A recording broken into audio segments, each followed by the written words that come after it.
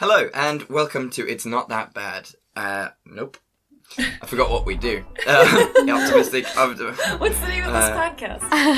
It's all about optimistic movie reviews. Yeah, okay, cool. I'm on it now. I've been practicing all morning as well, which is really embarrassing as well. No, that's great! You go. I'm so bad at it.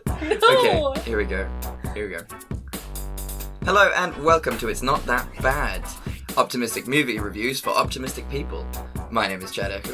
And my name's Simone LaRue. Today we have a special guest. This is Raquel Jones. Hi. She is... Glad to be here. Yes. Hey! And she is a friend of mine from high school. And we've been friends ever since, which is almost... No, it's nowhere near 10 years. It's 6 years. But then before that... Wait, what do you mean 6 years? It's... Since high school. But then we knew each other. We've known each other 9 years. Oh, wow. It's almost a decade. Yeah.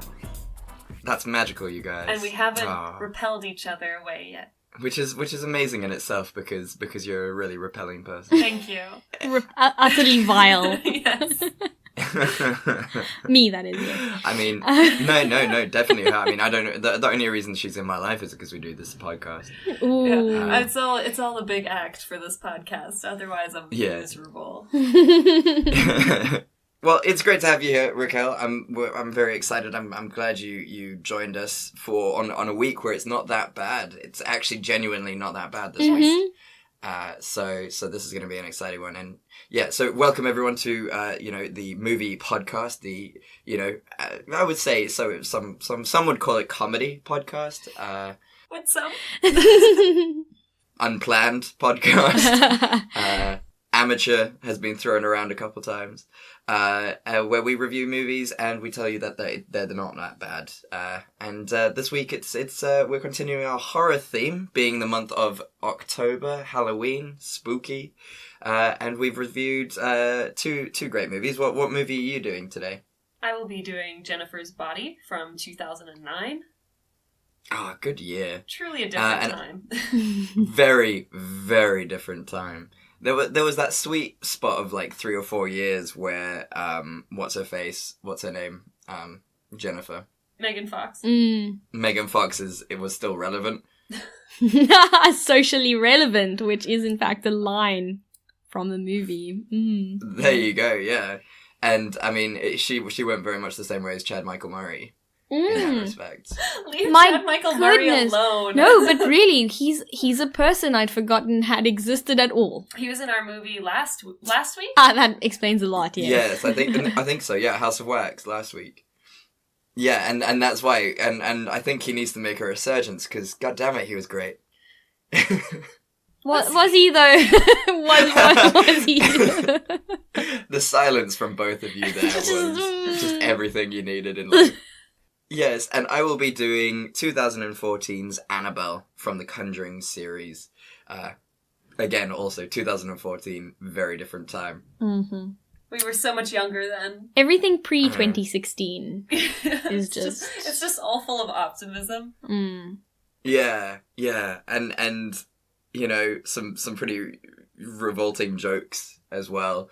Oh, what did I watch? I watched Anchorman. Oh, no. Anchorman 2 the other day. And, wow, was that disappointing. It's rough. Yeah, just, like, unacceptably rough. The black jokes alone, I was like, well, these aren't even jokes. These aren't funny. They're just kind of racially insensitive. Yeah, no, we don't need this. Not going to help society progress in any way. Yes, that's truly what the Anchorman films were intended for, is moving society forward. Well, I feel, everyone after the first Anchorman definitely woke up the next day in a new way. we kind of like you do when you're hungover and you've killed half your brain cells. Yeah, I'm feeling that. I'm feeling very Anchorman today. So So let's actually get straight into that. It was a really nice segue there. I think Raquel should be a continuous guest, and I should just go. Do you guys want to you guys can do the podcast. In fact, if you'll excuse us, Chad. Yeah, this will be my last show today, everyone. A new announcement, and Raquel will be taking over because they're so much better than me at this. I actually can't even hear you say that. It made me really sad to hear you say that this is your last show. This is too much responsibility for me. Thanks, but no thanks. Well, yeah, we've just started, but you can come back anytime you want, man. Thank you. So yes, let's get straight into it with our favourite game. What are you drinking, Simone? I'm sticking on theme with a nice dry white. Ah, good. Yes. The three of us. We've got a de Twiscliffe Sauvignon Blanc. Oh. With which comes at a cool 12.5%. Mm-hmm. That is wonderful. Yes. How lovely. Thank you. And Raquel is joining me with this, so. Good. And then I have, I've opted out of drinking today. Because, for one very good reason is I went out to drinking last night, with some of my work colleagues, on a boat, and it got very, very messy.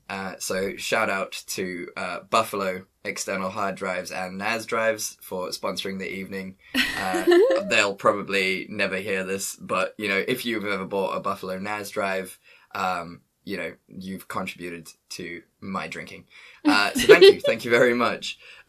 So I woke up feeling a little bit fragile this morning, and I'm still feeling a little shaky now, and I feel it would be the final nail in my coffin were I to drink. I heard Simone pouring her wine earlier before we started recording, and it almost got me. So I can't do it today. So I've opted for a very, very nice and relaxed what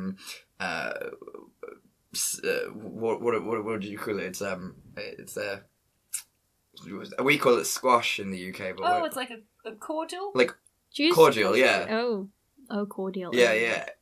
Everyone here calls it squash. It's the weirdest thing. When I first came through to the UK and they were like, "Oh, do you want some squash?" I'm like, "Ugh." It's like, to eat? And you're talking about, like, butternut squash? I would not like a pumpkin, thank you. Speaking of pumpkins, Raquel arrived here. We went grocery shopping to feed her. And she was like, "Oh, what would be really smart is if we just buy a whole pumpkin. And then, we can eat it over the next couple of days." Not realizing how much pumpkin is in a pumpkin, first of all. Second of all... it was about 20 rand for a whole pumpkin. Yeah. Which, by now, considering the exchange rate, is probably I don't know, a penny. I'm not sure, Half a pound. Half a pound. I don't know. I don't know how I don't know how galleons work over there. But I thought this is really cost effective. We did not take into account the manual labor that comes with, Friends, cutting a pumpkin apart. Might as well just take an axe to it. At some points I was like, I'm just going to grab a hammer. I'm just going to grab that hammer. I'm just going to smash this thing. But it has fed us for 4 nights now, so... That is amazing. I mean, that's why it's so cheap, because the labour in it alone is what you're paying with. Yes. I was literally like, we're never buying one again. That's a very calm version of what actually happened, which is pretty much shopping this thing and being like, we are never buying effing pumpkin again. Am I allowed to? Yeah, you can swear, please. It's just a fucking pumpkin. Just why? Why, Raquel? Why did we do this? And I'm like, I'm sorry. This is more, in line with my budget. Hey, it worked out for you guys. You've had some fun. It was a bit of weight training while cutting a pumpkin. I mean, did you have a large knife, a large enough knife? Not always. No, not always. No. And then it's really hard to peel, so you basically have to cook it before you can get the peel off. It's just an ordeal. It's amazing that our friendship has survived the pumpkin. The pumpkin might last longer than the friendship, actually, now that we get into Yes, this it. is actually our last bit of time together. We're going our separate ways after Never gonna happen again. Mm-hmm. Bless you both. That's amazing. Well done, you guys. What shenanigans. So that's it for Well, the so- crush. So yeah, because I'm not drinking, you immediately win. Yay! So you get to go first this week, which is we haven't had you go first in a while, have we? Yeah, you've really been out drinking me. Oh god. Never again. Oh dear. I mean, you might be back on it by next week. We don't know. I will be drinking again, there's no question. But yeah, I was well proud of myself as well because I got into bed without waking up Sophie, which is amazing. And I felt really proud of myself. Who's Sophie? Oh, Sophie's his girlfriend. Oh, okay, because, I thought you were going to talk about your cat. Because that would be no. really impressive, not waking up a cat as you got into bed. But, Oh no. also, No, you're no. I very wish I had a considerate, cat. because I would have just woken up my boyfriend and was just like, I'm here! Hydrate me! Please. That would have probably been a smarter move if I had done that. But after the last company night out, I got home, I was taking off my trousers, and I just full on face planted the floor and woke up with a thud. So I felt really bad this time. So I was like, no, I shan't be waking her tonight. That's very kind of you. I'm sure she appreciated that.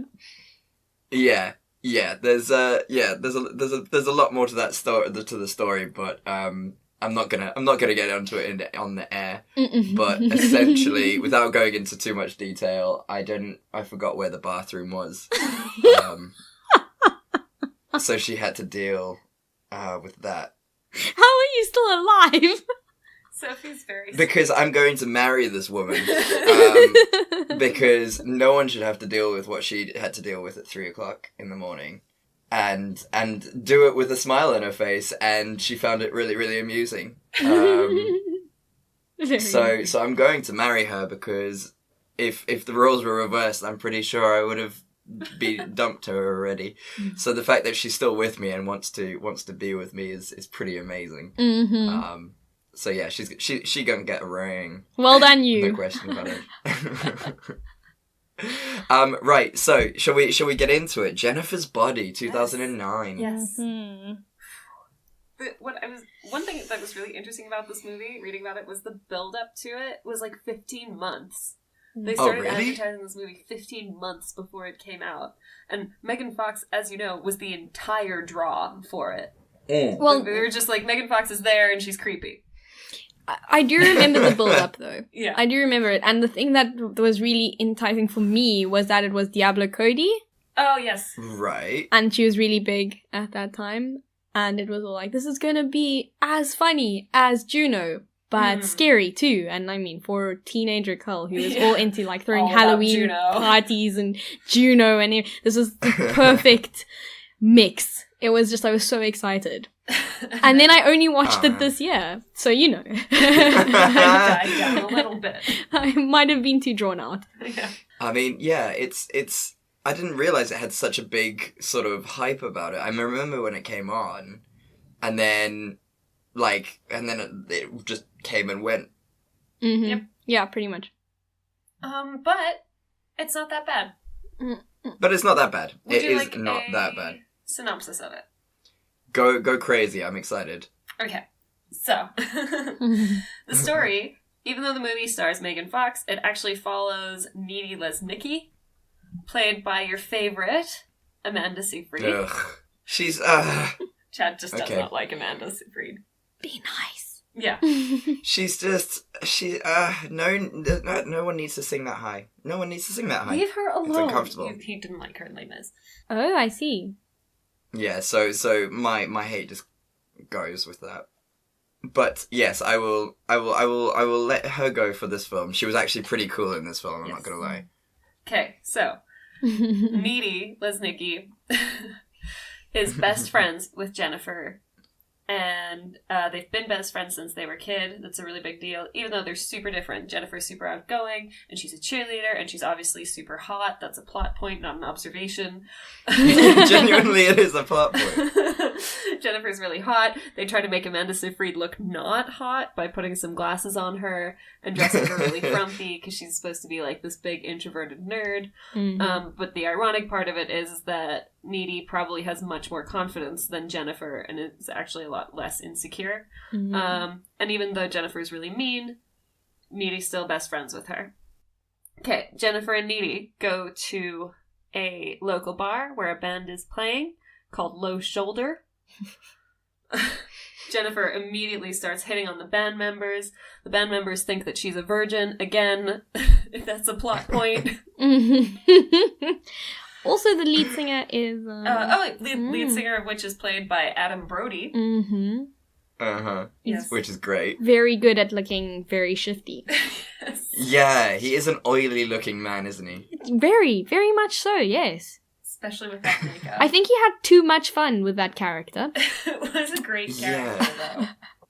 It was a good character. Like that scene where he murders Jennifer. Please, can I get to that point? Like, can you stop spoiling Alright, my Jesus, synopsis? sorry. Christ. Sorry! Goodness gracious. This is why you're taking over, Raquel. This is how it is every week. You're just shouting at me. I'm surprised you think it's any different with me. I tried to sweep yesterday. Big mistake. Ooh. I'm not going down this road. I'm not getting into this right now. I'm trying to stay with my synopsis. I'm so sorry. Please. Are you ready? Are you We're guys in a done? bar and there's a band and there's a girl hitting Yes. Okay. the band. Yes. Members, yes. Yes. So, when the band starts playing, a mysterious fire breaks out at the bar. Everybody has to run out and escape. A lot of people die in the fire. And in a state of shock, Jennifer agrees to get in the car with the rest of the band, and her friend Needy doesn't see her for the rest of the evening. Later that night, though, Jennifer reappears at Needy's house in a very scary way. She's super bloody. She looks like something bad has happened, but she's also super creepy. She, I think, steals a chicken out of the fridge and eats it, and then she vomits a bunch of black goop all over Needy and runs off. The next day, Jennifer acts as if nothing has happened. She is her super beautiful self. She's extra glowy. She feels extra energetic. And she's very irreverent about the fire. Yeah. And the fire was gruesome. That was a gruesome scene. Yeah, they really did make it quite graphic. They did. Like, it was scary to watch. But I do have a couple problems with that. But we'll get into that when we get into that. Okay, so then we see Jennifer walk onto the football field and kill off one of the football players by leading him into the woods, by telling him that the one guy who died in the fire thought that those two would make a great couple. As one does. Yeah. That is my top pickup tip. Yes. Like how to Your lead dead guys. friend thought that we would make such a good couple. His parting wish was that I bang you. Yes. Let's do it for him. It's a great way, and I mean, like let's be fair. You know, she didn't have to really try that hard. Even no, she could have just been, you know, I'm extremely gorgeous. You're a teenage boy. Let's do this. He was also not the brightest bulb. He definitely wasn't. But hey, he was emotional, and that was nice. I know they tried to play it off as a joke, but it was nice to see him being very emotional about his bro. Shame. So anyway, he gets murdered. Jennifer's like super happy. She's like feeling extra good. She goes for a nude swim in the lake for some reason. I think it was to wash off all the blood because once again, like gore is the point. Gore and I think it was also to have a scene with Jennifer hotness. swimming nude in a lake. True. That's all. Yeah. True. Yeah. Yes. Okay, but this doesn't last. Jennifer needs to feed constantly or else she starts getting ugly and looking like a normal person instead of like her immortally gorgeous self. Yeah, 100%. So, Needy continues to have suspicions. And in a weird set of juxtaposed scenes, Needy has really cute sex with her boyfriend Chip. around the same great. time It's that Jennifer so is cute. murdering the local goth kid named Colin, played by... Colin's great. Colin Yes. is so sweet. He's the exact kind of guy I would have liked in high school. Mm-hmm. Yeah, 100%. He's such a babe. Good looking, he's so sensitive. Yeah, rocking the eyeliner. Just footnote on that cute sex scene. Like cute in the most awkward, Yeah, but, true like, to it was- teenage yeah. experience It way. was so Oh, yeah. accurate. Like, that's what happens when you're, like, awkward, but you're, like, with someone who you're really comfortable with, and, like... It was too cute. close to home. It was like, Yeah. this is, It's this exact kind of sex. this is just, This is everyone's first time. Yeah. It's just awkward and it feels weird.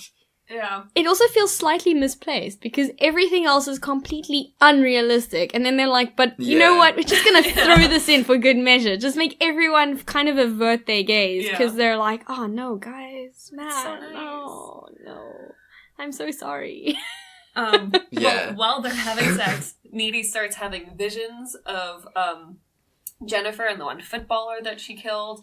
Her boyfriend thinks that it's because he's doing too good a job that she's Yeah. freaking out, which is not That he's the too case. big, which is amazing. It's It was so a great funny. line. It's so perfect, actually. It's So, unbelievably Needy starts good. to catch on that Jennifer is not a nice person. She decides to drive home. On the way home, Jennifer scares her by, jumping on the hood of her car and looking really creepy. Needy thinks that maybe it was, another weird vision, goes home. Jennifer's there, chilling in her bed, looking real cute. What follows is, a weird makeout scene that doesn't make any sense. But the two of Yes, them I make have out. I have questions. Then they have an argument about how Jennifer's such a bitch, and also maybe she shouldn't be, killing people to look good. Jennifer also explains that what happened was the band killed her in a ritual sacrifice to Satan, or whatever, in order to be more successful. It didn't work, though, because she's very much not a virgin at all. Mm-hmm. So instead, her body was possessed by a demon, and it's this demon that's keeping her alive and keeping her sexy as long as she, feasts on other men. I love how you gloss over the, makeout scene. We'll get because back to they it. did We'll not circle gloss back to over. it. Okay. That was Yeah. not- I Because mean, I unless don't you talk wanna, lip gloss over, because No. they were really, Hey. they were close-ups on those. Yeah, God. We'll get Yeah. we'll There's a lot circle of- back to it. I that's just want to very get through this shiny. synopsis. Yes, sorry. This is taking so long. I don't know why. The synopsis is great. The synopsis makes me happy. This movie, and also when you really break down this movie's plot, it makes very little sense. Mm-hmm. It should have been a short film, and they somehow stretched it into 2 hours and a half. And magically. That's true. Okay. They must have sacrificed a virgin, but successfully. Oh God. Oh man. So tell us the denouement, get to the finish, what Okay. happens in the conclusion? Mm-hmm. Okay, so Needy tries to convince her boyfriend Chip that something's really wrong with Jennifer. He doesn't believe her. They break up because she thinks it's not safe for them to be together. Then she decides that she's going to go to the school formal so that she can keep an eye on Jennifer. She wears a truly horrific dress to the school formal, is there, but Jennifer and Chip are not there. Needy realizes that Jennifer must be going after Chip, magically finds where they're hidden in, an abandoned swimming pool. What follows is a fun, fight scene, / bantery scene, but ultimately it results in Chip dying in Needy's arms, and Jennifer fleeing the scene. Needy tracks her back to her home, where she has another fight with Jennifer and ends up stabbing her in the heart after being bitten by Jennifer. Obviously, when Jennifer's mom walks in on this scene, Needy's immediately sent to a mental institution / prison, Yeah. It's not very clear. where she's suddenly, super rebellious and, kicking people and swearing at people and stuff because she's had too much. Yep. I just... Kind of like how you feel by the end of the movie. Yeah. Yes. Yeah. And then you've learned that because she was bitten by a demon and she survived, she's got some of the powers of that demon, Makes which sense. allows her I've to heard this. escape this prison. And the closing credits show her tracking down the band that originally killed Jennifer and murdering them horribly. Chad is just can confirm. Yes. Yeah. Yeah, it's 100%. You know, I've known many priests, and it does say in James 13 too, lo unto he who is bitten by a demon through a failing sacrifice shall absorb his powers, much like thine werewolf. That was beautiful. Well done. Very well done. Thank you. Here's Corinthians 13:2. Love is kind, love is beautiful, love does not boast, and also if you get bitten by a demon, you'll get its powers. Exactly how the Bible works. Yes, that is one of the many Catholic masses I've attended. Yes. Yeah. I would, to be fair, I would go to more Catholic masses if they gave you tips on how to get, like, demon powers and things like that. Also, though, Chad, you're Jewish. I don't care. Our religion's boring.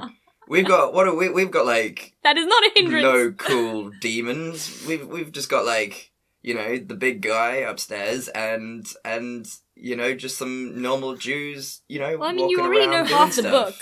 So yeah, true. And the Old Testament is all the good stuff anyway. So. Exactly. I mean, like, it's just, you know, oh, Sarah gets turned into a pillar of salt because she looked back at the burning city.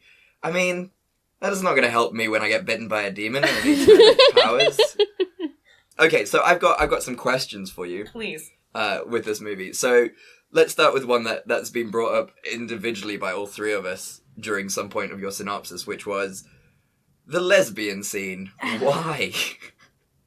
Simone's just pouring herself more wine because she's like, I need more strength. I've also spilled it everywhere. It's fine.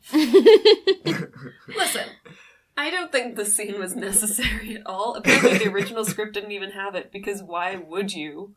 There was literally no reason for it. Even the character is like, what is happening? Direct quote. Amanda Seyfried, 2009. It's just so out of place in the whole film. Like, you know, they've never, you know, mentioned them, like, getting all sexy with each other. Like, there's no sexual tension between them. They're just, like, friends. They're just good friends. I would argue, though, that this scene could be a way of showing how weirdly envious they are of each other and how they're maybe attracted to parts of one another that, like, there is lacking in them. Like, Jennifer maybe wishes she actually had confidence in herself that wasn't around her looks, and Needy wishes that she also, like, exuded more sexuality. I like it. This is the Optimists podcast. yes. Because I'm just here like, I think they realized that they cast two gorgeous women with really, like, plump lips that would work really well in a close-up. Yeah. And they were like, we can't let this opportunity go by. You know, maybe a combination of both. Yes. Yeah, exactly. There you go. I like it. I like the thinking. I like that thinking. What was it? The demon thing with the biting. I mean, really, the demon doesn't pass over. How do you get the powers? I mean, Chad, if you're gonna start questioning that, then you have to start wondering about, like, why do vampire bites work? Why do werewolf bites work? This is true. No, but they work hard to make the leap to a demon bite. No, but it is as well, though, because, like, come on, like, vampires and werewolves, you get, when you're infected because they bite you, it's because their mucuses and things get into your bloodstream. But, and so you kind of adapt their DNA because it's a stronger DNA. It's all stupid, like, let's be fair. Like, it's almost as ridiculous as, you know, Marvel's attempt at cloning and understanding what exactly cloning is. Yes. Because it's not clear. Like, Marvel Industries does not understand how cloning works at all. But that's around for another day. Simone loves that one. Yeah. And but the difference with the devil, with the demon inside of Jennifer, was the fact that, you know, it was Jennifer biting. It's not, she wasn't a demon herself. Oh, it's like the demon lived inside her. Yeah, it's a possession. So it's just essentially Jennifer biting her. Counter argument. Jennifer is also basically a supernatural creature by then. Like, her jaw also unhinges when she goes to bite people. And she, like, has supernatural healing powers. So I would argue that her DNA has changed slightly as a result of the demon possession. But like just a tad, just slightly. Yeah, just like a little bit. Just a little bit. Okay. I concede that point. I think you've won. You've done your thinking on Jennifer's body. I can't argue with that. Your logic is unflappable. But you can argue with everything else in that movie. Frankly. Oh yeah.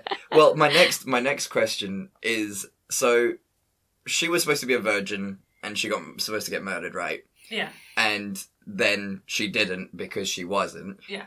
Why did the band become big then? Because if it's a failed sacrifice... It's mentioned in the thing when she's reading the book. They're like, it'll still work, but also you've created a demon possession thing. Because that high school has a library with an entire occult section.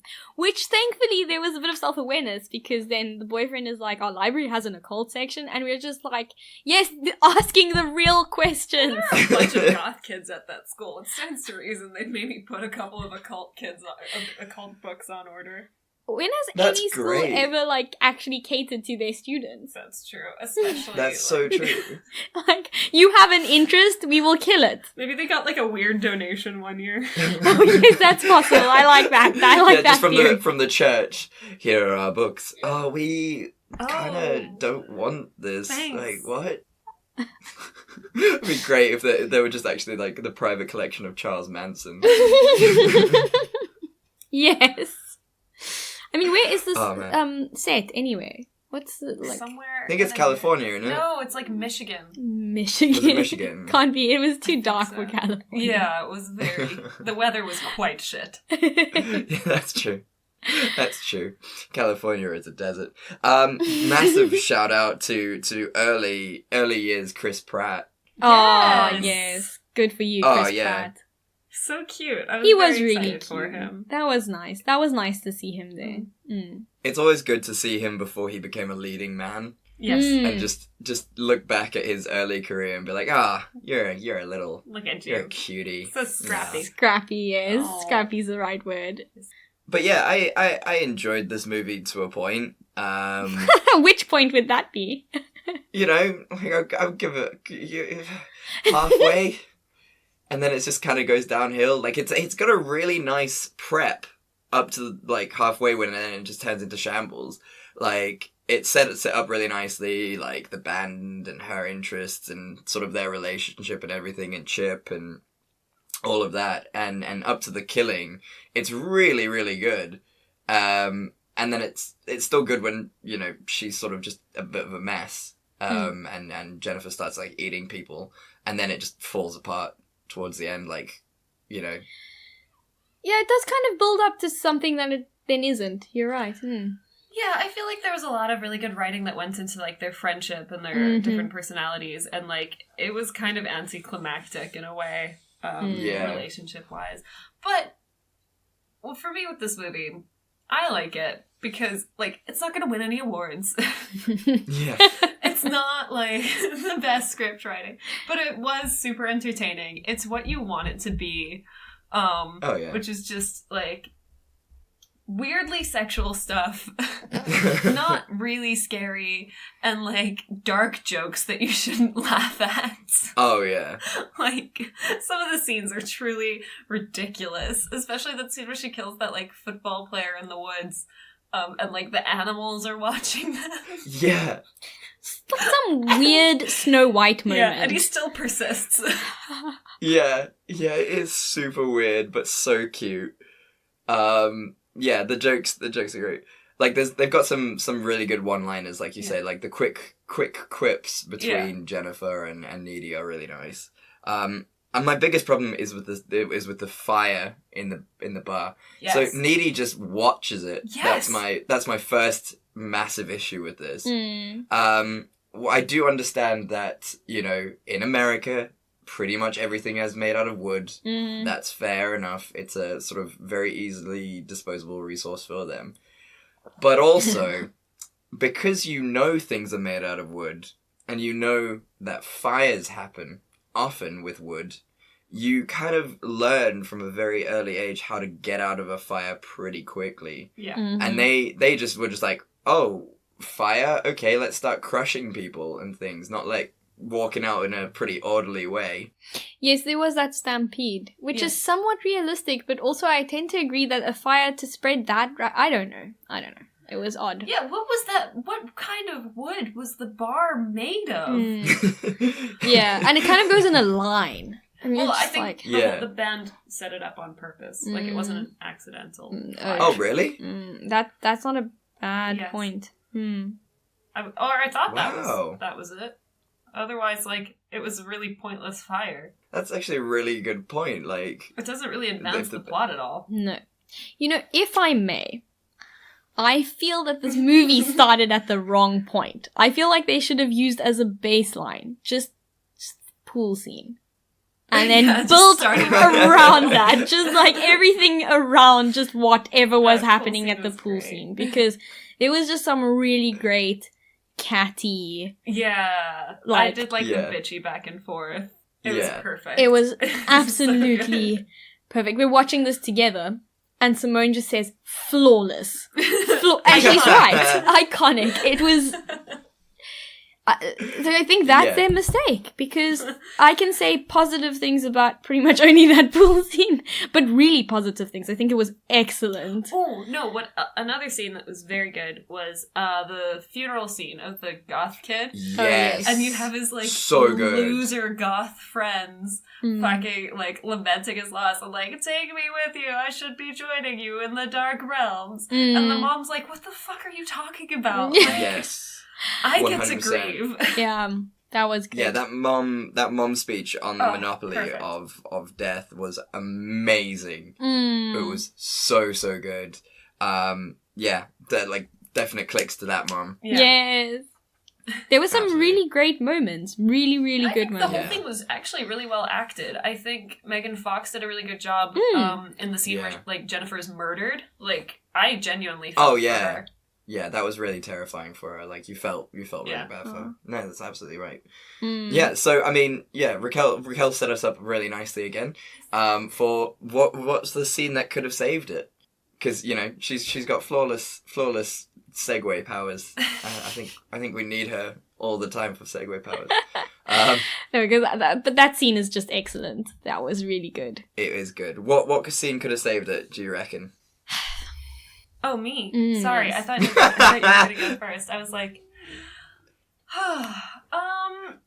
Just dreaming away. talking about, like, the mom in the that scene with the mom at the funeral and stuff. I think they kind of did try to focus on it a bit, but they really went into, like, the impact that these deaths had on the town.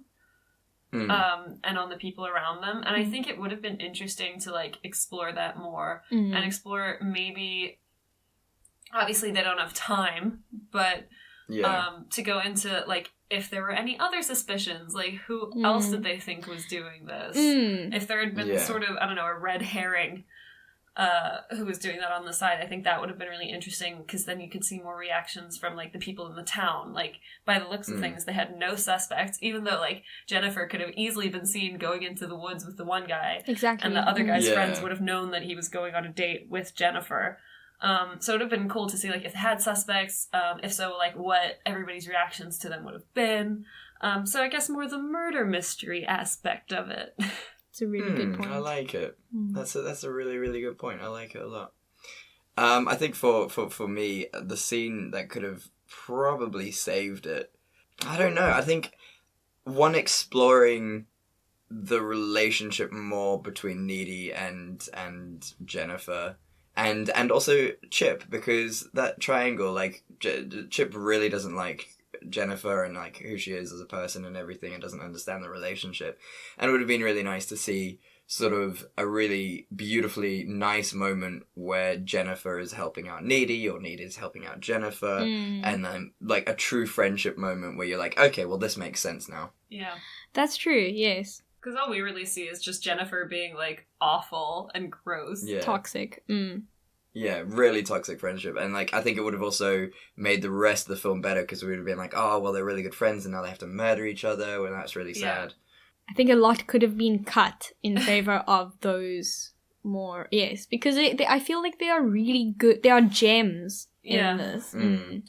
Except for the lesbian scene, obviously. The lesbian scene could never could have been cut. It wasn't Should even never a lesbian have scene. Like, I don't think they're attracted to each other. Should never have been filmed to begin with. I don't think it even has to do with sexuality. Like, it was literally just like, oh, they make out because they're both very stressed. The word is exploitative. Yeah.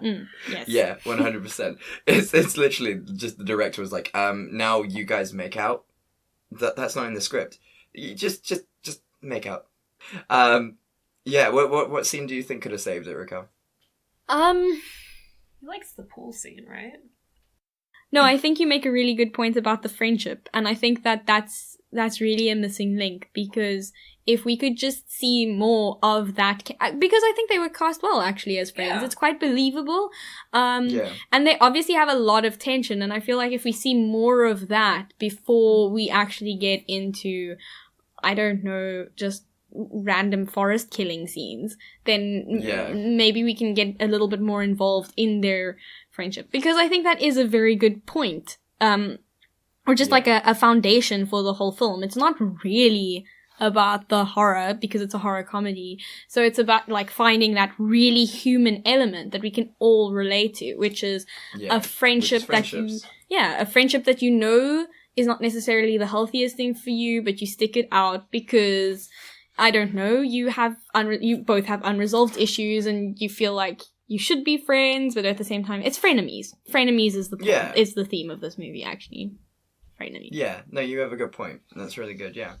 Absolutely. Well, that goes into our next segment, which is bad film or bad director. Oh, I think it's just I don't think it's that bad a film. But I think the director's really good. The director, female director.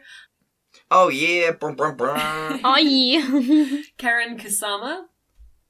Okay. And you'll have seen her work before in Aeon Flux, which came out a while ago. The Invitation, which was brilliant and really, really well directed. And then also in XX, which is a movie that's like a series of short films directed by different female directors, short horror films. Her segment was Her Only Living Son, which was really good. So I think she's a brilliant director. And, Jennifer's Body was just some of her earlier work. She also, some of her earlier movies also weren't great, but she's done some really good ones, especially The Invitation recently was so good. It's on Netflix. I highly recommend everybody watches it. Yeah, because I don't think I've seen it, so I'll definitely go watch that. That's a good shout.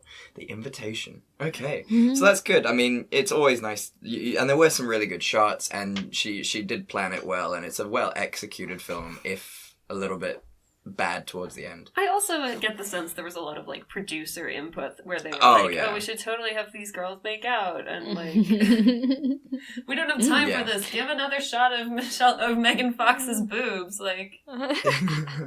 Yeah. Do you think she's actually what's her name? Karen Kusama.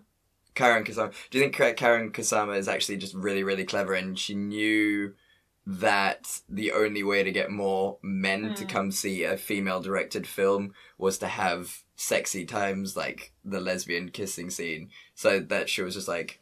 Yeah, maybe even it was just a choice she made. She was like, fuck it, it's this kind of movie. Like, we all knew that it's called Jennifer's Body. It's not meant to be like a feminist romp through the through the woods, so... That's true. That's very, very true. And okay, well that's really, really interesting. Nice. Yeah. Well done. Yeah. Snaps to you. I'm happy for her. Okay, well thank you for that journey. I appreciate you. And I appreciate that film.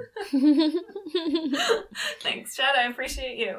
Right, so Annabelle then, I guess. Annabelle. Right. Annabelle, 2014, directed by John R. Leonetti.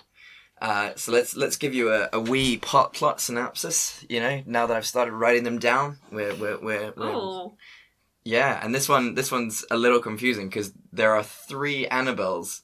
Yes. In this one, So that's going to get a little bit confusing. So I'll try and refer to them by, alternative names or, monikers or whatever. So meet John and Mia, played by Ward Horton and Annabelle Wallace, respectively. They are a young, expecting couple who have moved to California to start their new lives as a happy little family. Unfortunately, these dreams are dashed one fateful night when intruders from a satanic cult invade their homes with the intention to murder the young couple. While unsuccessful in their attempts, the female satanic culter, Annabelle Higgins, who is uncredited in the film, from what I can see. So if anyone's got a name for Annabelle Higgins, the lady who plays Annabelle, like Holler, she kills herself and draws a satanic symbol on the wall. She dies holding one of Mia's prized dolls, which is the Annabelle doll. That's when shit gets pretty damn weird. The doll seems to appear and disappear randomly.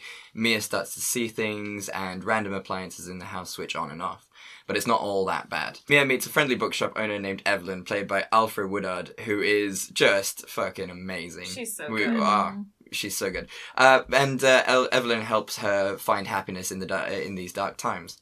After many terrifying scenes filled with loads of jump scares, we find out that when Annabelle Higgins killed herself while holding the doll, either her soul entered the doll or a demon was able to take possession of the doll. It wasn't exactly clear. The doll demon now wants a soul, as well as all demons apparently want to do, and all the things that were happening in the house were the attempts of the demon to wear down Mia enough to take her soul. Of course, Mia is duped into thinking that the demon wants her baby's soul, and so in the denouement of the film, Mia offers her soul to the demon in place of the baby's. In the ultimate form of self-sacrifice, the true hero of the movie, Evelyn, kills herself and gives her soul to the demon so that this happy family can go on being happy. And that is Annabelle in a short synopsis. It is a film. Sure is. It's a film in the Conjuring series. So yeah, what were your thoughts? Give me your thinkings. So can I just, the couple that's in it, Mia and what's the husband's name? John. Of course it is. Whitest white man to have ever existed. Yes. Oh, he's great. But he's they so are great. Such a charming couple, actually. Like, in all of their interactions, like with the preacher at the very beginning and throughout the movie, they're actually like a really sweet couple. And you feel for them a lot. Definitely. You really do feel like they don't deserve any of what's happening. Not that a mean couple would deserve it anymore, but I also liked stylistically how it looked. Like, it takes place, like, in the 70s. Yes. The clothes were beautiful. The colors were beautiful. The sets were beautiful. Like, it was really aesthetically a nice movie to look at when it wasn't super scary. Yeah, like it was shot really well, and they really did well with the costumes and everything, and the housing and all that stuff. But they are a really cute couple because, like, in that scene where they're playing Thumb Wars in church. Yes. So cute. So cute. They are really a lovely couple. Yeah, little bit of trivia for you. I know I like to do this at the end of the bit, but John and Mia are named after the characters from Rosemary's Baby, which this film sort of pays a lot of homage to. So John and Mia, names of the people from I think it's Ira Levine's book Rosemary's Baby, which is amazing. I haven't seen the film, but the book is super good. Okay, cool. Yeah. Also, I loved Meatloaf being in this.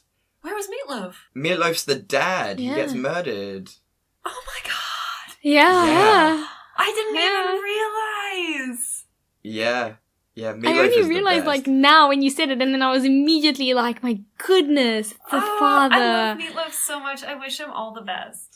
Oh, he's so wonderful, and it was really sad when he died in the film. Sorry, I was like, Meatloaf's still alive. Just breaking these things to you, yeah. It was really sad when he died yesterday. Yes. And you're just like, no. No. Meatloaf is alive and well, and if you listen to this podcast, massive shout out to you.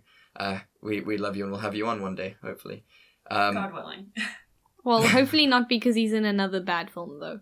No, just to have him on. He He's deserves just such a better. sweet angel. And also, he was in some truly shocking music videos, so we can just break down his music videos. We can just talk to him about those. That whole, like, setup of the murder and everything is just really scary and really well done. Really well done, yeah. So really good. Yeah, that absolutely. opening scene is super tense with the cult murderers. Oh, yes. Oh, yeah.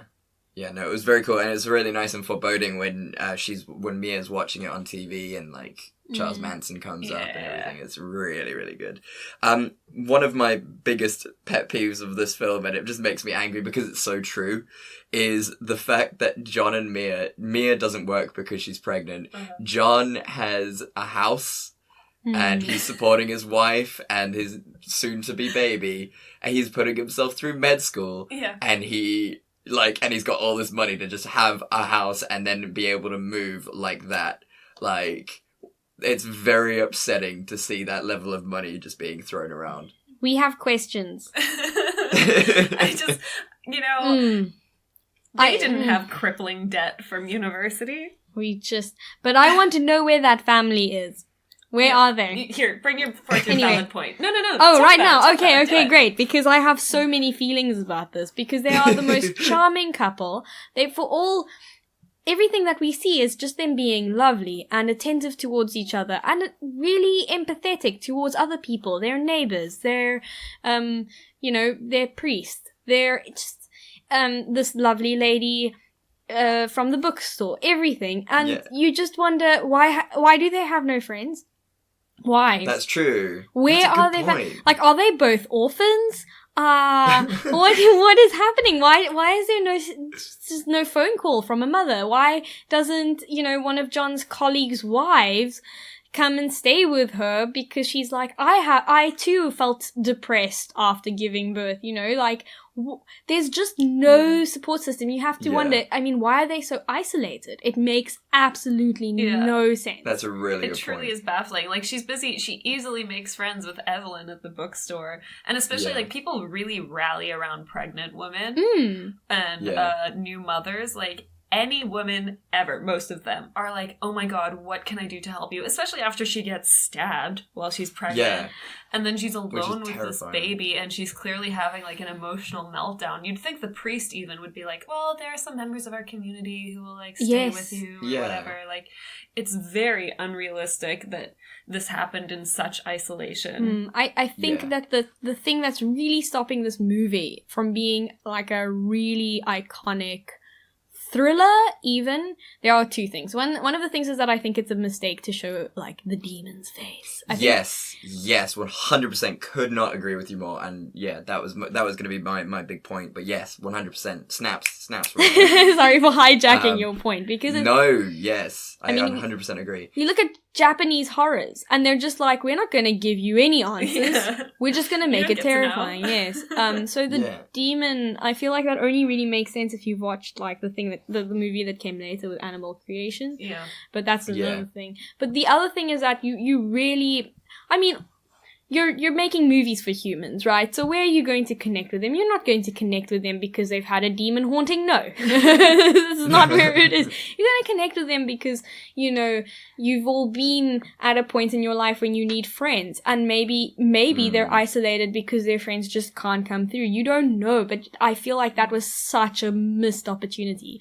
I really want to just have also during the day, there were phones already, so there would, I'm sure there would just be hours where someone who's alone would just be speaking to different people, Yes, just a sister, a sister-in-law, just someone. And then at night you're lonely because your husband comes home late. I don't know. There's just a very big failing for me in that aspect. Yeah, no, absolutely. You're on it. They have moved to a new city, but even so, she makes friends with Evelyn really, really quickly. Also, so why can't she make more friends? No matter where I was living, maybe it's just me, but I feel like all three of us, if I got stabbed while I was pregnant, my mom would be on the next flight. Mm-hmm. Oh, yeah. Yes. Without question. Or mom-in-law. Yeah, because mother-in-law as well. That's your grandchild. Exactly. Grandparents are so protective, generally speaking. So it's just unrealistic to not address it at all. Because the thing is that it's so weird to think of grandparents not caring about a grandchild that you'd kind of want an answer, maybe they met in foster care. I don't know. It just seems so unrealistic. Especially that really, baby was cute as hell. It was a really cute baby. It was a real cute baby. Little Leah. Leah and Mia made me angry. But Do you want to talk about Evelyn? Because I know you have some feelings, Chad. I love Evelyn. She's She is wonderful. She is a perfect human being. Alpha Woodard is a superb actress. Yes, she and is. She's. I loved her in Desperate Housewives, which is a bomb show. It's so good. You don't think it's going to be good, but this isn't the podcast for that. Tune into next week when I do my solo podcast, Desperate Housewives. It's just an hour and a half of me just going, it's such a good show. It's great. But yeah, Evelyn is the bomb. I'm angry with this film for killing her, for these people. I mean, I get why she did it. I get she's repenting for her mistakes when but she's the most depth character in the whole thing. And yeah, she shouldn't have died. And I mean, when we first watched this film together drunk, we did say, that it was racist that she got murdered. Yeah. We've learned, but it's still, she didn't have to die. I don't know if it's, so my initial thought when I first saw it was this is the token black character, which in a way she is, but they also write it so beautifully and she's acted so beautifully that it doesn't feel out of place to have her there. She truly adds to the movie rather than being a character that they threw in for some diversity. Yeah. Although, if I may, the thing is that a white woman could have been in her place. So I feel so this is a double-edged sword, right? You don't want to write the token black character and then make it really evident that she's there because she's black. But at the same time, especially in that era, she would have been facing some things that a white character would not. And there's nothing even hinting at the fact that she is, a black woman. It's very much like this could have just been a white woman. This could have, which in itself is a bit of a problem because it's kind of like when they say, why don't you just make such and such a character a woman? But then you have to say, well, yes, you could just switch, put a woman in a man's place, but that's also kind of ignoring a lot of what it means to be a woman, know. And woman is a very broad thing, and I understand everyone has their different experiences of the world, but I do think it's important to just acknowledge that, Oh, yeah, 100%. So, I 100% agree with you. I mean, it's very easy to switch out, white for black or he for she in a script. But like you say, there's more to it. You can't just switch it out and think things are going to be the same. And you're 100% right. She was a black character, clearly not written by a black person. It was a black character written from a white person's perspective. Yeah, so I think there's a little bit of tokenism. Okay. Yeah. Yeah. Yeah, don't think it's malicious.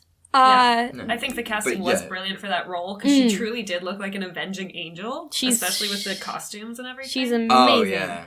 But definitely a bit of tokenism. Yeah. On the other hand, you're not watching this movie for social commentary. And also, like, it's probably, like, I'm sure a lot of the other Conjuring movies are pretty white, too. So the whitest. It's very on trend. I think this might be one of the first Conjuring movies where there's been a black main-ish character. Yep. Yeah, there's in Conjuring 1 there is a man who of Asian descent.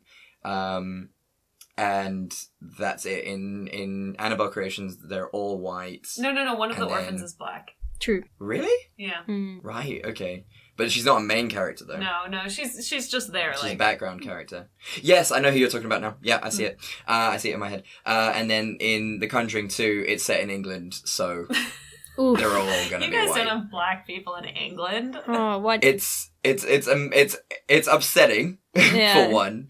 I do want to make a point, and I mean, I'm sure, everyone is so sick of hearing this, and the directors are so sick of hearing this, but the Annabelle doll in the film looks nothing like the real Annabelle doll. The original Annabelle doll is a Raggedy Ann doll, yes. Which by itself is actually a lot scarier in my mind. Is it really? Than the porcelain doll, yes. I love your Freudian slip because I feel like it would be your Raggedy Aunt who had the Raggedy Ann doll. It's like that really weird family member who's like, I'm going to collect all the dolls. And you're like, please don't.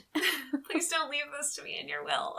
Yeah, I can't trust dolls because of these films. Like, Ooh. Yeah, I don't Raquel like only dolls. pointed out about 10 times that Annabelle's supposed to be a Raggedy Ann doll while we were watching the movie. I think it has the opposite effect. I think it would make it just like a comedy. Yeah. Just like this haunting, like floppy super not rag scary doll. Flag Yes, rag I doll. love that idea. I love like the idea of just putting like, what is that? Is it yakety, what? Yakety yak, yakety yak. Like just like comedic music to this and then replacing it, but like with terrible editing, just like replacing it all with the original Raggedy Ann. That would be Like, amazing. acing Just like everywhere. really, yeah, just putting the trailer up. Just instead of that with the Raggedy Ann doll. Exactly. Raggedy Ann. Jesus. I can't get it right. With your the Raggedy Ann. doll. But so they do pay homage to the Raggedy Ann doll in the end scene when that lady is picking up the doll that she's going to give to the two nurses. Uh-huh. The Raggedy Ann doll is in the background. Oh. And then whenever we go to the who are they? You know, the it's not the Hortons, And then Lorraine Warren. Warren. the Warrens. Whenever we go to the Warrens' house and we're in that cellar of evil things, there is a Raggedy Ann doll in there. Oh, okay. So they do know the Of legit course. that it is, and you know they try to show people that you know it's there. So yeah, I mean, like Raquel said, you know, revealing the demon, I think, is definitely the biggest mistake. The mystery is what we love. The mystery is why people are afraid of the dark. And that's why we fear it so much. And, you know, to reveal the demon, it's just like, oh, okay, that's a scary demon, but meh. Now that you're revealed. Is it scary?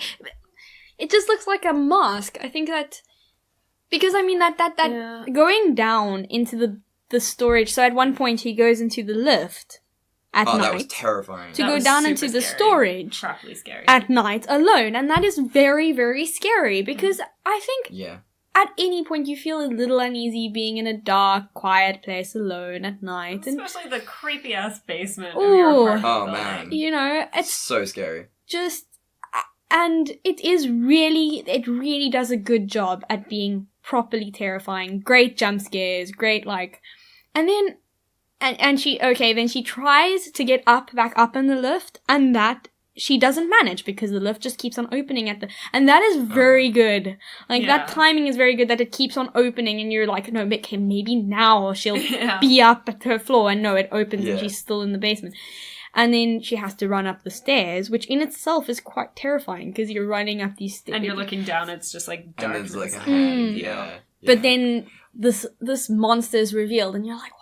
Why did you have to do that? Because we're already scared. We are already scared for her, you know. It's really funny that you've said that as well, Raquel, because that is the only scene that James Wan directed. Of course the it rest was of the- fucking James Wan. Oh, wow. Of course it was. James, I love it. for listeners who don't know, James Wan did the original Conjuring, which is the scariest film. Love him. Just amazing. And so yeah, what's his name? John Leonetti did the whole film of this one of Annabelle, except for that elevator scene. Fascinating. That was just James Wan. I love him so And- much. Because that was He's excellent. so good. Can we get him on the Absolutely. podcast? Yes, and we'll just be like, just listen to him We'll just speak geek and just be like, out. thank you so much for everything. You're 100% right with that, and yeah, James Wan is amazing, and they should have left the demon out of it. I mean, it's that scene where the Annabelle doll is being like lifted and levitated, is really, really scary. Yeah. Until you realize that it's being held by a demon, and then you're like, oh, so it's just a demon playing with a doll. And you're like, okay. Also, I loved that scene because was I so watched good. Annabelle after watching Jennifer's Body. Yeah. And in the pool scene, Amanda Yeah. Seyfried, aka Needy, because that's also a weird name, but hey, Just go with here we it. are, says, because her boyfriend is like, she's flying, and Needy's like, she's just floating, it's not that impressive. And me, Oh, yeah. at Annabelle, she's It's just just floating, floating. it's not that impressive. Impressive. That's amazing. And she wasn't even floating. She was being held by a very strange demon. I think it was very reminiscent of the demon in Insidious. It was, yes. Same director, so that would make sense. And Okay. I like the look of those demons. Like, I know you guys are like, oh, it shouldn't have been shown, but I find those demons fucking terrifying. And also, like, if I picture a demon in my head, it's kind of like that. I'm not super against them showing it, especially because we know that, like, that is what's controlling Annabelle. What I really, really like is they never show the Annabelle doll moving on her own. Because I think that would make it look so cheap and so shitty and so fake immediately. Like, they never change the facial expression. I think at most they maybe show the head moving. Yeah, ever so slightly. It's amazing. Slightly. Really, really good. Or the eyes good. moving or something. And that just makes it so fucking scary because it's like this doll that's not even physically doing anything is like messing with your head. And they've done that throughout the Annabelle movies, and it's always so scary. I mean, the only one that they sort of moved the doll a bit more was the second one, Annabelle Creations, and it still worked. I still reckon out of all of them, including The Conjuring, Annabelle Creations is the scariest on the basis of jump scares alone. I think the original Conjuring is the scariest just for the suspense. Like, there's not one moment in there where you're not white knuckling. But Annabelle Creations is just really good for that jump scare, and they do move the doll a bit, but it works really well in the context with the kids, and that is amazing. So I mean, what my scene, moving on to scenes that could have saved it. My scene, you know, we've already discussed it pretty much, is that should have taken out the demon. They kept more of the mystery of the Annabelle doll and what's happening there. And that's basically it. So I mean, mine's very short in terms of that. But what did you think? What's your scene that could have saved it? Do you go first? Maybe I'll come up with one. Sure. Okay. I feel like that for me, it was really, as I've said already, a big thing that they were so socially isolated. So I genuinely think that just a scene where you can see that she's like, I don't know, even if it's at Moms and Tots or something, but definitely more, you know, just more, because they clearly seem like sociable people. Maybe not even making new friends, but just a scene where she's actually connecting with people, whether that's a phone call or...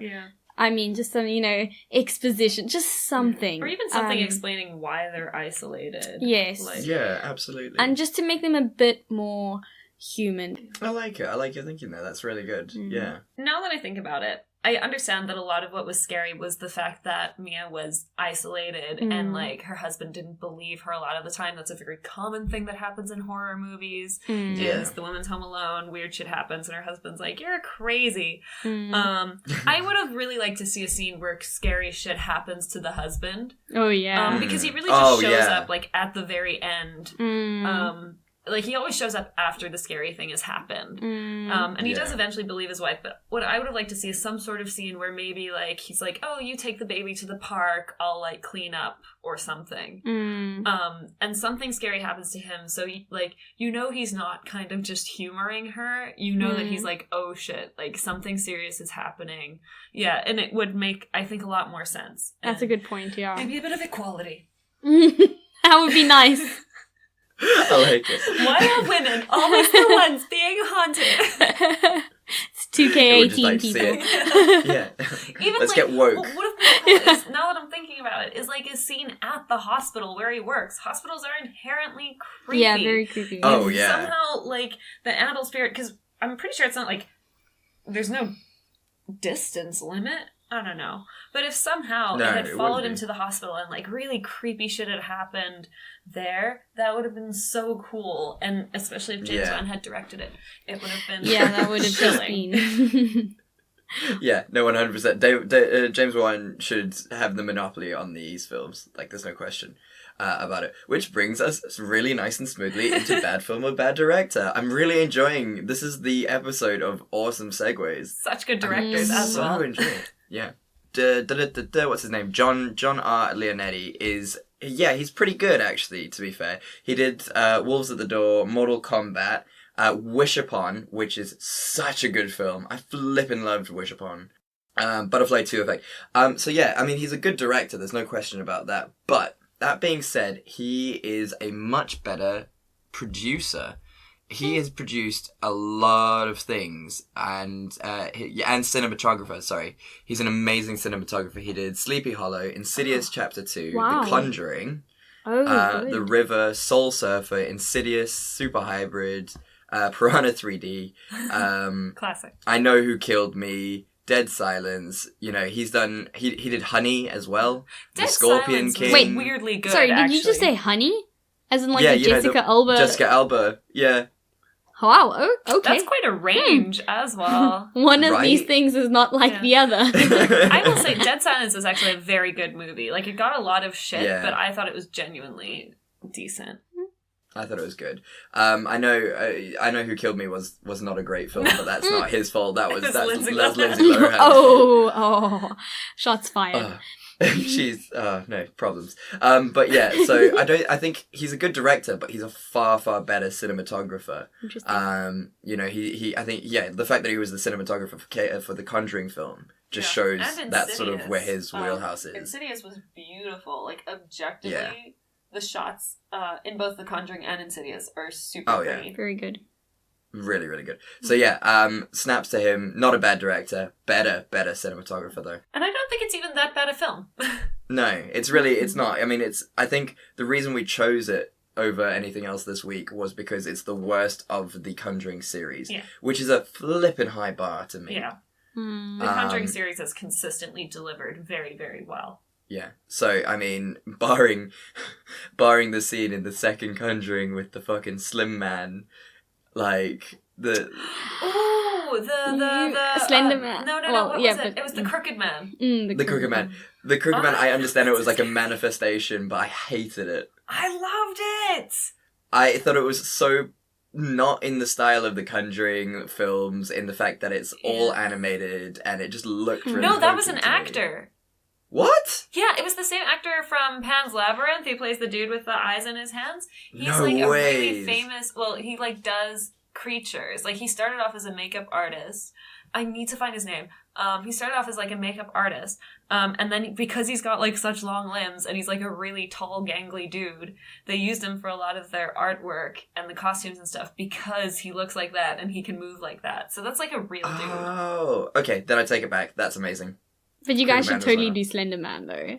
When it comes out. When it comes come out. out. When Hasn't out? it? I think Is it's it out. out? No, I think it's the No, I trailers think it's still are coming. out. You're thinking of the documentary about the Slender Man stuff. No, I'm thinking about the movie, No, but okay, maybe it's I'm a coming little out. premature. And I'm excited for The Nun, which by the time this comes out Oh, will man. have come out, and I'm so September 6th. I'm so ready. I'm so ready. My body, my mind, so ready. It's gonna be amazing. I'm so I excited. might about it. actually splurge and go watch it in cinemas, and then we have Oh, to talk I'm going about to. it, I'm 'cause gonna I've got take- so many feelings. I'm gonna take Sophie on a date and we're gonna go see this film. She'll love that. That's so romantic. So romantic. Great date movie. It is. I mean, that's to be okay. We'll tell you our This is for our listeners. That was actually our first date. We went to Wagamama's, and we went and we saw The Conjuring. Oh my Um, god. Wow. Proper first date style movie and dinner. So And sweet. so it's sort of a tradition when there's a good horror movie that comes out, we go and if we have the money, we'll go to dinner and we'll go and watch the horror movie. Aww. Cool. So sweet. Yeah. This the one of my favorite facts from this film is that the apartment that they lived in was owned by Ellen DeGeneres. No. What? Yeah, it's Ellen DeGeneres' It was flat. such a beautiful apartment, though. Oh, Like, it is well done, gorgeous. Ellen. It was massive too. Yeah, it's a really nice flat. And so it was owned by Ellen, which is great. Yeah, and that's Annabelle. Well done. Good choice. Yeah, it was good. So what do you think for It's Not That Good? Let's take it to Raquel, our guest. What is your film that's not that good? Oh, I do actually have one. Okay, go for it. That Leonardo DiCaprio one that he won recently. Oh, for- The Go for it. Revenant. Sorry? Yeah, The Revenant. The Revenant. The Revenant. Yes. No. Torturous. Just I mean, it was in my head just very clearly him being like, I need to go full Daniel Day-Lewis on this shit, and then they will finally give me my award. That was really, and I felt like it was so blatantly obvious as well. I could not stand it. No. I mean, I won't even watch it on the plane, and I can't sleep on planes. Because it drags on for fucking Yeah, ever. Oh, it's exhausting. the longest movie. You're like, we get it. You're in the woods. You're injured. And also because I think it has this like very it's very much like this romantic undertone of we are so weak faced with nature, and that's a little outdated. Even though I understand. Perhaps in a way it's a period drama, so, you know, we're going back in time. But no, it was really just... I feel like it was just like a very thinly veiled excuse to see Leonardo DiCaprio go very intense. So intense, you know? So intense. Yeah. Bears and stuff and disease and nature. Nature is scary. So scary. So... very disappointing because I really rooted for him. I was like, you know what, you really put your work into this industry, you go, guy. And then it was just it was not his best performance.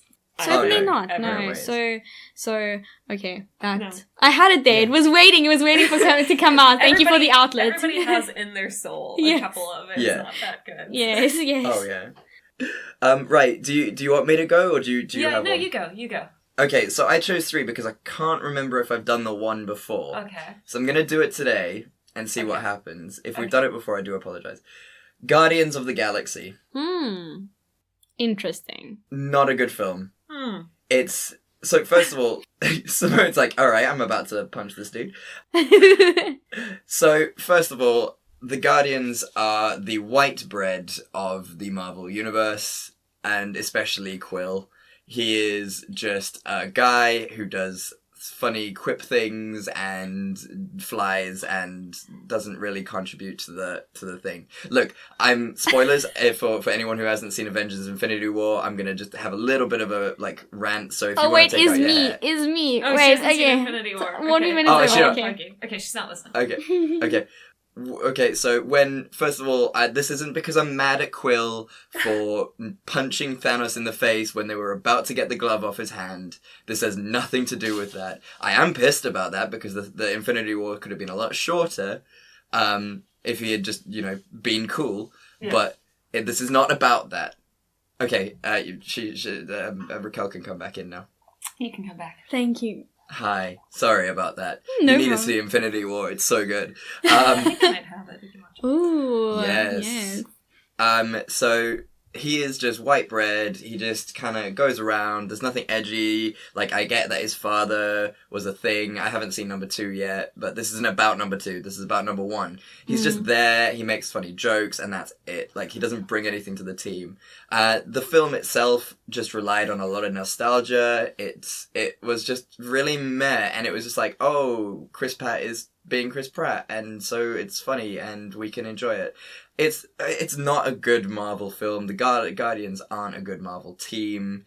I mean, the only one that has sort of any credibility in my mind, well, 2 is Gamora and Drax, and everyone else. I'm just like, meh. This is fair enough criticism. I will argue with you because I love Rocket Raccoon. I will agree with you about Peter Quill because also he's every protagonist in every Marvel movie. He's like quippy and like good at something he really has no right to be good at. He's got like kind of a tragic backstory, so you like it's okay for him to be an asshole, but he's still kind of an asshole. Yeah, I would say he's not the most interesting Marvel character. And also him and Gamora getting together makes no sense. No sense. Yeah. I'll give you that. But I do think it's a great movie. And I love the soundtrack. I don't care if it relies on nostalgia, Chad. A lot of movies rely on nostalgia. I love that movie. It brought me joy.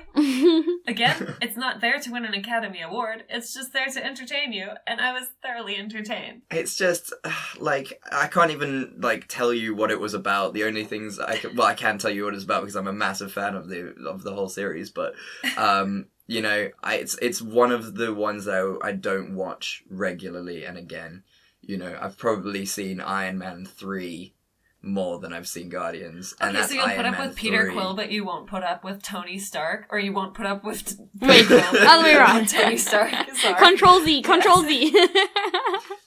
Tony Stark is white bread as well. I'll agree with you there. There is nothing special to him at all, but he doesn't put on airs and graces about it. Like, he doesn't want to be the team leader. He doesn't want the things. All he wants, and this is very clear by the time we get to Iron Man 3, he just wants to protect things. That is his whole fucking reason for Iron Manning at that point.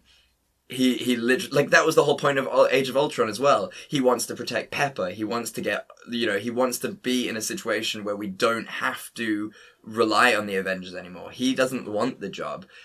Peter Quill is just like, yeah, let's adventure. Like, why is he the leader? Why is he the leader of the Guardians? Kind of If anyone should be the leader, it's Groot. Chad has many feelings.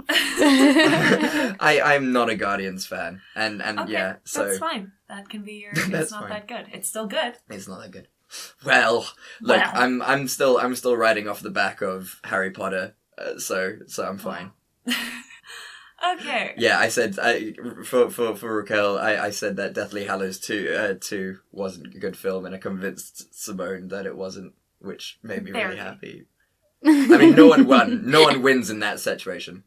Okay, so I don't know if you guys are gonna have seen my It's Not That Good, but it's Let the Right One In. No. Yes, I Yes. was also thinking of this one. It's not that good. People think No. it's good because it's Swedish. Mm. Yeah. And it's beautiful. It's really gorgeously shot. Not a horror movie. I'll just say No. it. It's not scary. It's very clear that the child is a vampire. You know what's going on the whole time. And then the implication at the end is basically that, like, her father figure, or the guy that she's staying with, was once a boy that she, like, ran away with, and now it's the new boy that she runs off with at the very end. So it's like, when did their relationship change from, like, casual childlike innocence to him being a father figure, and was it Yeah. gross in between? Wow. Yeah, that's a really good point. Asking the real hard questions here. It's just a little gross if you think about it too hard. I understand she's, like, Wow. immortal, so, like, technically she's a child forever, and maybe emotionally she's not. But still, yeah. Yeah, and also, like, Weird. it wasn't very scary. It was very artsy. I think Yeah. visually and cinematography, it was very beautiful. Mm. But I wouldn't call it a good horror movie. No, plus, like, the main kid, his nose is always running, and that drives me crazy. I can't deal with snot. What's your nose? No wonder you're being bullied. Yeah, like, it's not surprising. And, but yeah, I 100% agree with you. I think people really like it just because of the Swedish aspect to it. Yes. But it's very meh in terms of a horror. Yeah. I mean, the only thing that notably stands out as scary is when he pours acid on his face. But that's just more gruesome Yeah. than scary. Yeah. So yeah, I agree Not with you. It's not that good. And people are like, yeah, let the right one in. Woo! No. So now Raquel will never watch it. No. Thank you. It's a PSA. Look at that, everyone. We've done it again somehow. Well done. We've done a podcast. Well done. Thank you, Raquel, for joining us today. Was such a pleasure. Thank you for having Yeah. me. The next time we speak, Simone, as of the recording, you'll be 25 because we won't be recording next weekend Oh, because it'll be my birthday, and you'll be moving. and I'll be moving. But more importantly, it's your birthday, and no one needs to record on their birthday. No. I mean, I wouldn't mind. It's always such a pleasure. It's not like I'm really working. That's true, but still. But it would be nice to No. go through a week where I don't watch bad movies intentionally. Exactly, especially not your birthday week, so we can give that one a break. But we should tell the people what we are watching next. Well, Yes. for the week that we come back. Yes. So I mean, for our listeners, there won't be any sort of Yeah, loss you guys in won't have a your. gap. Yeah, we'll have a gap outside. So, Simone, what are we watching next week? So next week, I want to watch The Presence from 2010. Okay, I've never heard. Is it presence as in someone being presence? Yeah. Present, Yeah, or The is Presence it okay? Cool. with The the presence. CE. Okay. Cool. Well, yeah, I'm excited for yours, and I will be doing I Know Who Killed Me. Goddamn. I'm excited. I still haven't seen it, so Yeah, it is. that'll be interesting. it will be an experience for you. Not a good one, but you know what? It's not that bad. It's not that bad. It's not that bad. So yeah, thank you for joining us on yet another week of the full level of professionalism that we always bring to this podcast. You know, thank you for listening. Tell your friends, tell your family, tell your dog. Like, subscribe, do all the normal podcast things. It'll help with our ratings. It will get us more well known, and you know, hopefully we'll eventually have ads and things like that, and you know, be a proper podcast. So where can the people find you, Simone?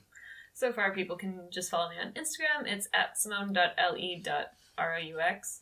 And then they can read my articles on Forge and Flint. Brilliant. And where can the people find you, Raquel? If you want them to find you. If you want them to find them. Yeah. You can just say no. Sure. I'm Raquel Overthought. RAQUEL OVERTHOUGHT on Instagram. And I have a link to my blog on that. Oh, that's wonderful. We'll include that in the description bar or whatever, in the footnotes. Thank you. I post sporadically. We all know what that means. Oh yes. We all know.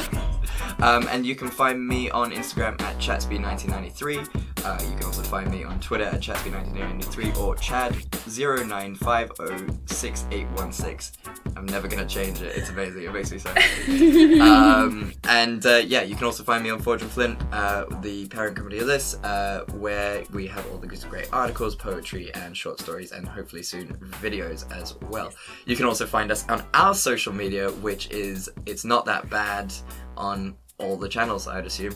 Thank you so much for joining us. And as we say every week, we love you and there's nothing you can do about it. We love you and there's nothing you can do about it. Go on, Raquel, throw one in. Yeah, you say it too. We love you and there's nothing you can do about it. Perfect. Ah, well done. Perfect. Bye. Bye. Bye.